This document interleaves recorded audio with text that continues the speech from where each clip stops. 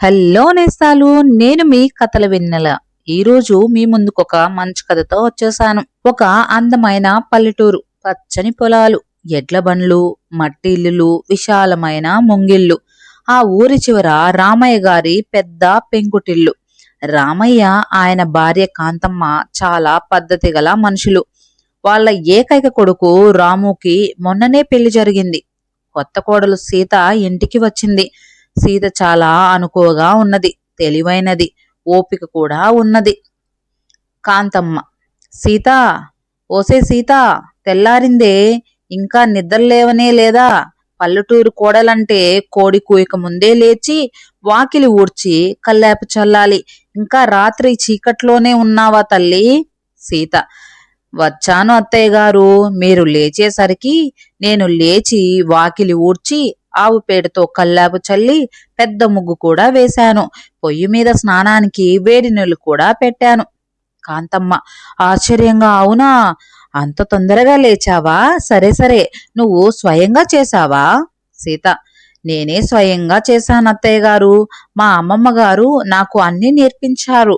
పల్లెటూరి ఆడపిల్ల ఉదయం లేచి ఏమి చేయాలో నాకు బాగా తెలుసు.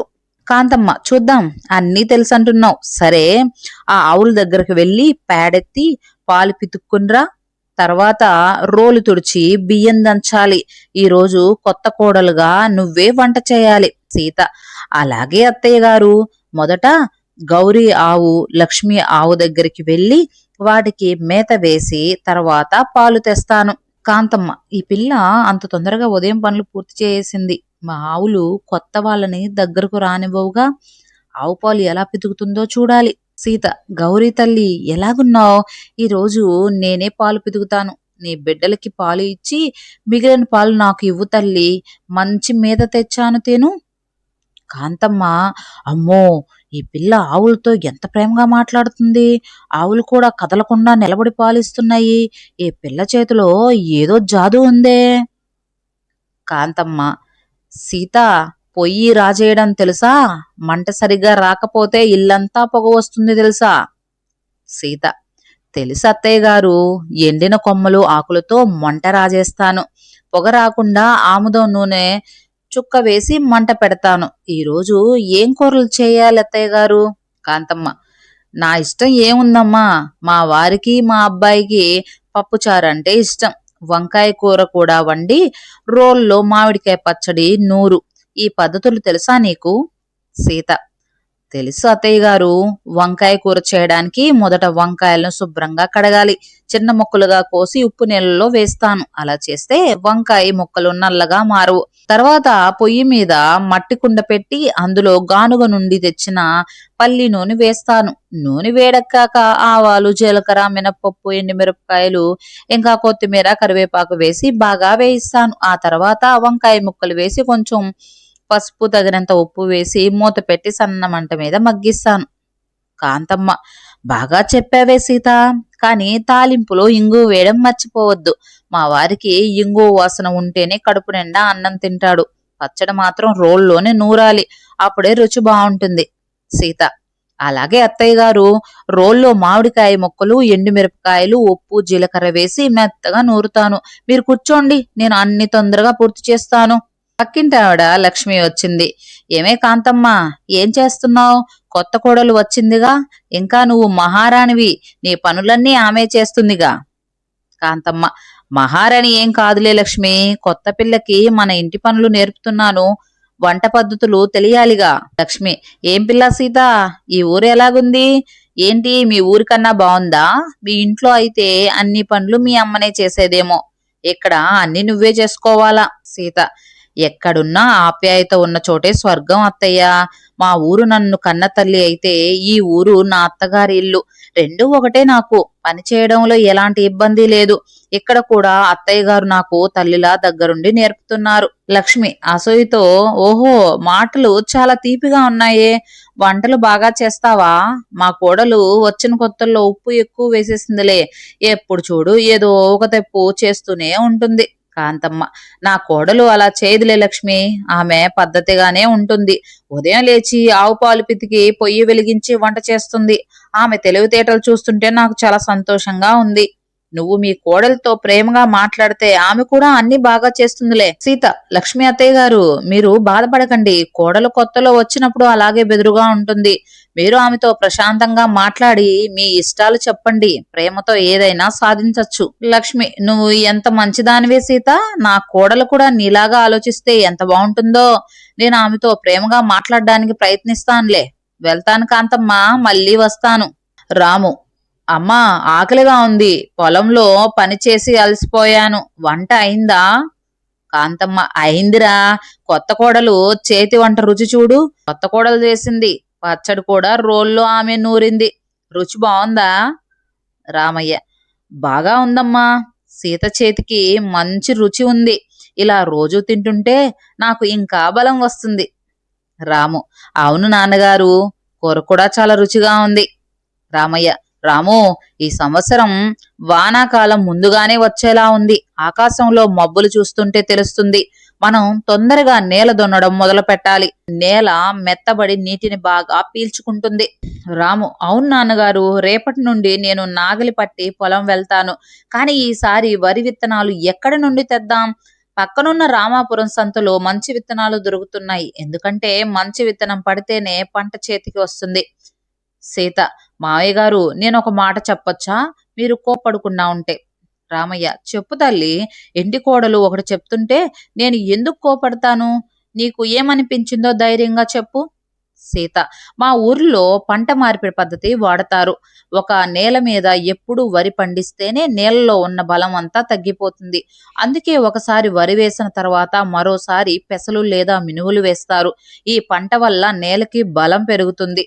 దానిని నేలకి ఎరువుగా కూడా వాడుకోవచ్చు. ఆ తర్వాత వరి వేస్తే పంట దిగుబడి ఇంకా ఎక్కువగా వస్తుంది. ఈసారి మనం పెసలు వేస్తే మంచిదని నా చిన్ని అభిప్రాయం. తప్పుంటే క్షమించండి. రామయ్య, సీత, నువ్వు చాలా తెలివైన మాట చెప్పావమ్మా. నేల తల్లికి కూడా కొంచెం విశ్రాంతి, బలం కావాలి. ఈసారి మనం నువ్వు చెప్పినట్టు పెసలు వేద్దాం. రాము, రేపు సంతకు వెళ్ళి పెసల విత్తనాలు తీసుకునిరా. రాము, అలాగే నాన్నగారు. సీత చెప్పిన పద్ధతి చాలా బాగుంది. నేలకి బలం, మనకు మంచి పంట వస్తుంది. కాంతమ్మ, వ్యవసాయం గురించి ఆడపిల్లలకి ఏం తెలుసని మొదట అనుకున్నాను. కానీ నీ తెలివి చూస్తుంటే నాకు గర్వంగా ఉందే సీత. కాంతమ్మ, అమ్మా సీత, నా మోకాళ్ళు నొప్పిగా ఉన్నాయి. ఈ రోజు కొద్దిగా పనులు ఎక్కువయ్యాయి. సీత, మీరు కూర్చోండి అత్తయ్య గారు. నేను వేడి చేసిన నువ్వుల నూనె తెస్తాను. మోకాళ్ళకి రాసి నెమ్మదిగా ఒత్తుతాను. అప్పుడు మీకు ప్రశాంతంగా ఉంటుంది. కాంతమ్మ, సరేనే తల్లి. నువ్వు ఇంటికి వచ్చిన తర్వాత ఇల్లు కలకల్లాడుతోంది. అన్ని పనులు ఓపిగ్గా చేస్తున్నావు. సీత, అదంతా మీ అభిమానం అత్తయ్య గారు. మా అమ్మమ్మ నాకు ఒక మాట చెప్పింది. ఇంట్లో ఆడపిల్లలు ఓపికతో ఉంటే ఆ ఇల్లు స్వర్గం అవుతుంది. పెద్దవాళ్ళని గౌరవిస్తే మన కుటుంబం ఎప్పుడు సంతోషంగా ఉంటుంది అని. కాంతమ్మ, అవును తల్లి. పాతకాలపు పద్ధతులు, గౌరవాలు ఎప్పటికీ మంచివి. కొత్త కోడలు ఇంటికి వచ్చాక ఇల్లంతా ప్రశాంతంగా ఉంది. రేపు మంచి రోజు, బట్టలు ఉతికి ఎండబెట్టాలి. సీత, అలాగే అత్తయ్య గారు. ఉదయాన్నే లేచి బట్టలన్నీ నుయ్యి దగ్గర ఉతికి తెస్తాను. నుయ్యి దగ్గర రాతి బండ మీద బట్టలు ఉతికితేనే శుభ్రంగా అవుతాయి. సబ్బు పెట్టి బాగా రుద్ది నీళ్ళలో 2 సార్లు జాడించి ఎండలో ఆరబెడతాను. మామయ్య గారి దోవతి, రాము గారి చొక్కాలు తెల్లగా మెరిసేలాగా ఉతుకుతాను. కుంకుడుగాయలు నానబెట్టి మీ పట్టు చీర కూడా ఉతుకుతాను. కాంతమ్మ, నిజమే సీత. పట్టు చీరలకు సబ్బు వాడకూడదు. కుంకుడుకాయ రసంతో ఉతికితేనే చీర అందంగా ఉంటుంది. నీ తెలివితేటలు చూస్తుంటే నాకు చాలా సంతోషంగా ఉందమ్మా. నువ్వు వచ్చిన తర్వాత నా పని సగమైపోయింది. కాంతమ్మ, సీత, రేపు పండుగ వస్తోంది. ఇంట్లో అరిసెలు, సున్నుండలు చేయాలి. బియ్యం నానబెట్టవా? సీత, అవును అత్తయ్య గారు, బియ్యం నానబెట్టాను. ఉదయాన్నే లేచి బియ్యం వడకట్టి తడి బియ్యాన్ని రోల్లో వేసి దంచాను. పిండి జల్లించాలి. బెల్లం పాకం పట్టడానికి పొయ్యి మీద తపేలా వేశాను. పాకం లేతగా ఉన్నప్పుడే పిండి పోయాలి కదా అత్తయ్య గారు. కాంతమ్మ, అవునే తల్లి. పాకం ముదిరితే అరిసెలు గట్టిగా వస్తాయి. నువ్వు అంత సరిగ్గా చేస్తావని నాకు నమ్మకం వచ్చింది. నేను పాకం చూస్తాను, నువ్వు పిండి కలుపు. ఇద్దరం కలిసి చేస్తే పని తొందరగా అయిపోతుంది. సీత, అలాగే అత్తయ్య గారు. అరిసెలు చేసిన తర్వాత మీకు ఇష్టమైన సున్నుండలు కూడా చేస్తాను. మినప్పప్పు బాగా వేయించి రోల్లో దంచి నెయ్యి వేసి బెల్లం కలిపి లడ్డూలు చుడతాను. కాంతమ్మ, బాగా చెప్పావమ్మా. ఈ పండుగ రోజు మా కొత్త కోడలతో చాలా వైభవంగా జరుగుతుంది. రాము: సీత, మా అమ్మ చాలా ఖచ్చితమైన ఆవిడ. ఆవిడ మాటలకు నువ్వు ఎప్పుడైనా బాధపడ్డావా? క్రమశిక్షణ అంటూ రోజూ పనులు చెప్పేస్తుంది. సీత: లేదండి, అత్తయ్య గారు ఖచ్చితంగా ఉంటారు. ఎందుకంటే ఆవిడ కుటుంబం బాగోగులు చూసుకుంటూ ఉంటారు. పల్లెటూరు వాతావరణంలో బతికిన వాళ్ళు పద్ధతి గురించి అలాగే ఆలోచిస్తారు. ఆవిడ మాటల్లో కోపం కన్నా మన మీద ప్రేమ ఎక్కువ ఉంటుంది. కొబ్బరి బొండంలాగా బయట గట్టిగా ఉన్నా లోపల తీయని నీరు ఉంటుంది. నేను ఆవిడ మాటల్ని ఎప్పుడూ తప్పుగా తీసుకోను. నాకు అత్తయ్య గారు అమ్మతో సమానమైన తల్లి. రాము: నీ ఆలోచన విధానానికి నాకు చాలా ముచ్చటేస్తుంది సీత. నువ్వు మా ఇంటికి రావడం మా అదృష్టం. అమ్మ నిన్ను చాలా మెచ్చుకుంటుంది. ఎప్పుడు లక్ష్మితో నీ గురించే గొప్పగా చెప్తుంటుంది. కుటుంబంలో ఒకరికొకరు సహకరించుకుంటే ఇబ్బందులు ఏమీ ఉండవు కదండీ. రామయ్య: కాంతమ్మ, విన్నావా? ఈ సంవత్సరం పంట బాగా పండింది. వచ్చిన డబ్బుతో ఏం చేద్దాం అనుకుంటున్నావు? కాంతమ్మ: కొంత డబ్బుతో పొలం దగ్గర కొత్త బావి తవ్విద్దాం. మిగిలిన డబ్బుతో మన సీతకు ఒక మంచి పట్టు చీర, 2 బంగారు గాజులు చేయిద్దాం. కొత్త కోడలు ఇంట్లో అందంగా ఉంటేనే ఇల్లు కలకల్లాడుతుంది. సీత: నాకు బంగారు గాజులు ఎందుకు అత్తయ్య గారు? ఇప్పటికే నా దగ్గర ఉన్నాయి. ఆ డబ్బుతో పొలం కోసం మంచి నాగలి, ఎడ్లకి కొత్త బండి కొందాం. ఇంట్లో ఆస్తులు ఉన్నా లేకపోయినా పొలం పనులకు కావలసిన వస్తువులు ఉంటే అదే పెద్ద ఆస్తి. 10 మందికి అన్నం పెట్టే వ్యవసాయం రోజు రోజుకి బాగుపడాలి. నాకు ఈ పల్లెటూరు, మీ ప్రేమ ఉంటే చాలు, ఇంకేమీ వద్దు. రామయ్య: కాంతమ్మ, విన్నావా మన కోడల మాటలు? ఈ రోజుల్లో ఇలాంటి ఆలోచనలు ఎవరికి వస్తుంది? సీత మాట ప్రకారమే చేద్దాం. మంచి బండి, నాగలి కొందాం. కాంతమ్మ: అలాగేనండి. సీత ఆలోచన ఎప్పుడూ ముందు చూపుతూ ఉంటుంది. నా కోడలు ఈ ఇంటికి దేవతలా వచ్చింది. అకస్మాత్తుగా ఆకాశంలో మబ్బులు, గాలివాన. రామయ్య: అమ్మో, పెద్ద గాలి వాన వస్తుందే. వాన పడేలా ఉంది. బియ్యం తడిసిపోతే పంటంతా నష్టపోతుంది. రాము ఇంట్లో లేడు, సంతకెళ్ళాడు. నేను ఇంత వేగంగా పని చేయలేను. నాకు మోకాళ్ళు నొప్పిగా ఉన్నాయి. నేను రాలేను. ఏం చేయాలి ఇప్పుడు? బియ్యం అంతా తడిసిపోతాయేమో. సీత: మావయ్య గారు, మీరు ఆత్రపడకండి. నేను ఉన్నానుగా, మీరు ఇక్కడే కూర్చోండి. సీత బయటికి ఉరుకుతూ వెళ్ళి గాలికి ఎగురుతున్న బట్టలు తీసి లోపల పెడుతుంది. తర్వాత బియ్యం ఆరబెట్టిన దగ్గరికి వెళ్ళి పెద్ద గోనె సంచులను తెచ్చి బియ్యం మీద గట్టిగా కప్పుతుంది. ఆవులను మట్టిల్లులోకి తీసుకెళ్లి కట్టేస్తుంది. అన్ని పనులు జాగ్రత్తగా పూర్తి చేస్తుంది. ఒక బియ్యం గింజ కూడా తడవలేదు. రామయ్య: సీత, నువ్వు చాలా ధైర్యమైన ఆడపిల్లవు తల్లి. నీకు సమయస్ఫూర్తి ఎక్కువ. నీ వల్ల ఈ రోజు పెద్ద నష్టం తప్పింది. కాంతమ్మ: అవును తల్లి, నువ్వు లేకపోతే ఈ రోజు మన శ్రమ అంతా నీలపాలయ్యేది. నువ్వు మన ఇంటి లక్ష్మీదేవి తల్లి.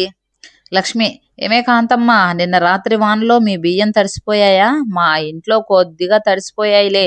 చాలా ఇబ్బంది అయింది. కాంతమ్మ గర్వంగా: లేదు లక్ష్మి, మా కోడలు సీత ఒక్కతే అంతా లోపల పెట్టింది. ఆమె వల్ల ఒక్క గింజ కూడా తడవలేదు. నా కోడలు లక్ష్మీదేవిలా ఇంటికి వచ్చింది. ఆమె తెలివి, ఓపిక మన ఊరి ఆడపిల్లలందరికీ ఒక పాఠం. లక్ష్మి: నిజమే కాంతమ్మ, నీ కోడలు చాలా గొప్పది. నా కోడలికి కూడా నీ కోడల బుద్ధి వస్తే బాగుంటుంది. నేను ఇప్పటి నుంచి నా కోడలతో ప్రేమగా ఉండి అన్నీ నేర్పిస్తాను. నేస్తమా, ఈ కథ యొక్క నీతి తెలుసుకుందామా? కొత్త కోడలు ఇంటికి వచ్చినప్పుడు ఆమెని పరాయి పిల్లలా కాకుండా ఇంటికి కూతురులా చూసుకుంటే ఆమె ఆ ఇంటిని స్వర్గంగా మారుస్తుంది. సీత తన తెలివితో, అనుభవంతో, ఓపికతో అత్తయ్య గారి హృదయాన్ని గెలుచుకుంటుంది. కుటుంబంలో ఇబ్బందులు వచ్చినప్పుడు సమయస్ఫూర్తితో ఆలోచించి ఇంటిని కాపాడింది. ప్రేమ, గౌరవం, పద్ధతితో ఏదైనా సాధించవచ్చని సీత నిరూపించింది. ఇదే మన పల్లెటూరి గొప్పతనం, మన సాంప్రదాయాల విలువ. ఈ కథ మీకు నచ్చినట్లయితే దయచేసి సబ్స్క్రైబ్ చేయండి, లైక్ చేయండి, 10 మందికి షేర్ చేయండి.